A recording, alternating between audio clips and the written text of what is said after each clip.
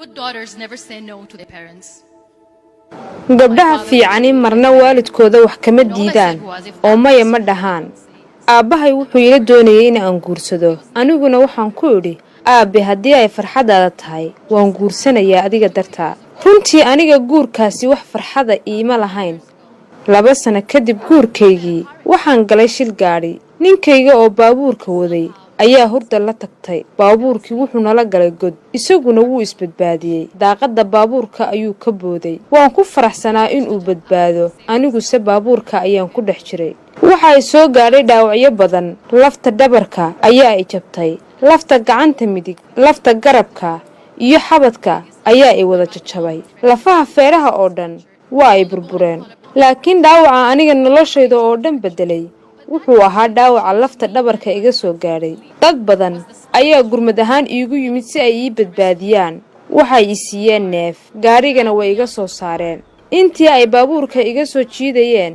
laftayda dhabarka ayaa 2 u kala jabtay 2dii bilood ee ugu horeysay isbitaalka waxay ahayd waqtigii iigu xanuunka badnaa waxaan ahaa qof rajabeel ah maalin ayaa dhakhtarku ii yimid wuxuuna igu yidhi waxaan maqlay in aad doonaysay inaad artis noqoto laakiin guri joogto ayaad noqotay war aan fiicnayn ayaan ku wadaa mar kale wax ma sawiri doontid maalintii xigtay dhakhtar kale ayaa ii yimid wuxuuna igu yidhi dhaawaca ka soo gaaray lafta dhabarka aad ayuu u daran yahay mar dambe lugahaaga kuma socon doontid xoogaa neef ayaan qaatay kadib waxaan idhi dhib male maalintii ku sii xigtay dhakhtar kale ayaa ii yimid wuxuuna igu yidhi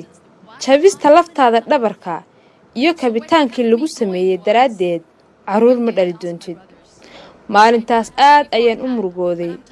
markaa waxaan isweydiiyey sababta jiritaankayga maxaan u noolahay waxaan ku daalay aragtida darbiyada cadcad ee isbitaalka iyo maryaha cadcad ee aan xirnaa waxa aniga isii socodsiiyey oo waddo cusub ii furay wuxuu ahaa maalin ayaan walaalahay ka codsaday inay ii keenaan kalaro badan waxaan rabaa in aan wax sawiro anigoo og in gacantaydu qalloocsan tahay farshaxankii iigu horeeyay ee aan sameeyo wuxuu ahaa waxaan sawiray aniga oo jiifa sariirtii aan ku dhiman lahaa halkaas ayaan ku sawiray sawirkii iigu horeeyay alla maxay daawo fiican ii ahayd anigoo hal eray aan oran waan sawiri karay dareenka qalbigayga waxa ku jiray sheekadaydana waa soo bandhigi karay dadku way ii imaan jireen waxayna igu oran jireen sawirkan waa sawir aad u qurux badan oo midabo fiican ka buuxaan qof arki karay ama garan karaya ma jirin murugada ka dambaysa sawirkan aniga oo kaliya ayaa arki karay ama dareemi karay maalintaa waxaan go'aansaday inaan noloshayda ugu noolaado sida aan ahay qofna sida uu iga rabo uma dhammaystirnayn waxaan qaatay oo aqbalay marxaladii aan ku jiray anigaasi quruxsan doona intaydana u halgami doona inaan iska weeciyo mid baan u qoray intaydii iyo cabashooyinkaygii in aan mid uga takhaluso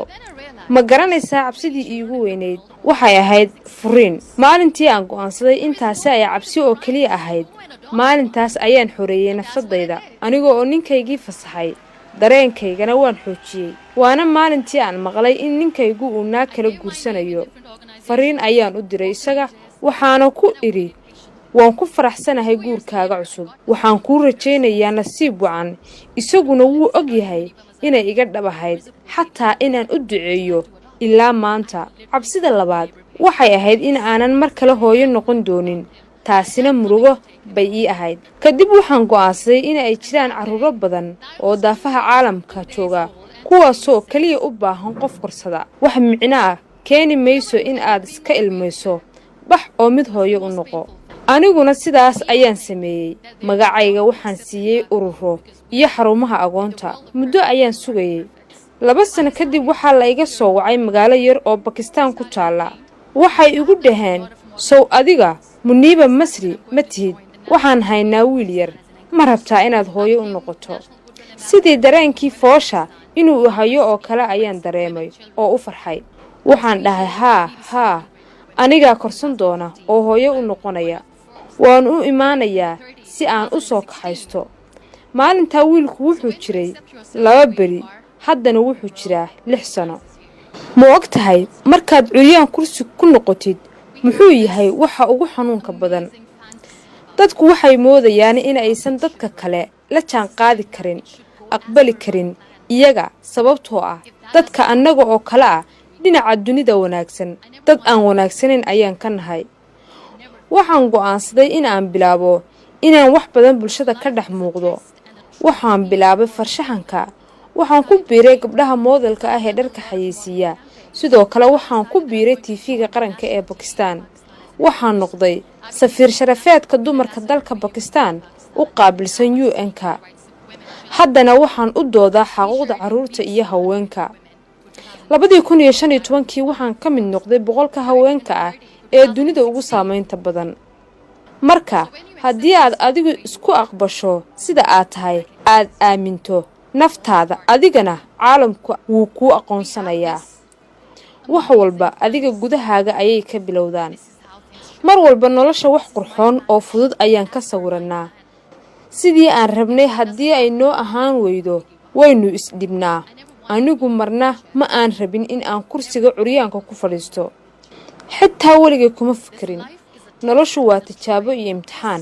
imtixaanku ma ahaanayo kuwa fudud markaad fudud ka filato nolosha ayaa liindhanaan ku siisa adiguna waa inaad cabitaan ka samaysato arrintaa daraaddeed ha u eedayn waqtiga iyo nolosha waa caadi inaad cabsato waa caadi inaad ilmayso wax walba caadi ayay ahaan karaan laakiin inaad isdhiibtaa yaysan dooq kaa ahaan